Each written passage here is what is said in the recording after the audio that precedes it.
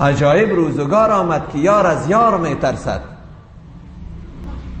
عجیبتر این که خلق از رفتن بازار می ترسد. پریشان کرده یک ویروس کوچک خلق دنیا را. همه حیران و سرگردان، همه از کار می ترسد. از کار کردن خود می ترسند.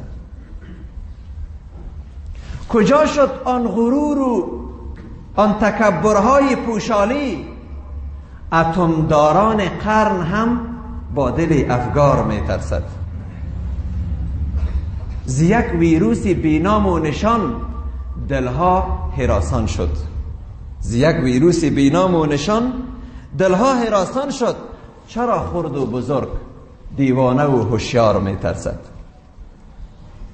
اگر علم این همه پیشرفت کرده در جهان امروز، چرا از دستگیری دروازه و دیوار می ترسد؟ حتی دروازه هایشان باز می مانند. میگه با دستگیره که دروازه که دست زدی و دیگه کس هم دست زد، ویروس شیوع پیدا میکنه. شما با این تکنولوژی تان از دستگیری دروازه می ترسید؟ الله برای مردم درس داده رئیس. اگر علم این همه پیشرفت کرده در جهان امروز، چرا از دستگیری دروازه و دیوار می ترسند؟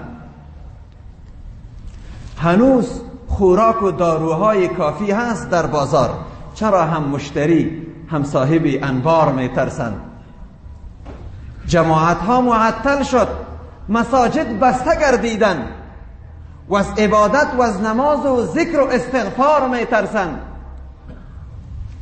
نه طواف کعبه و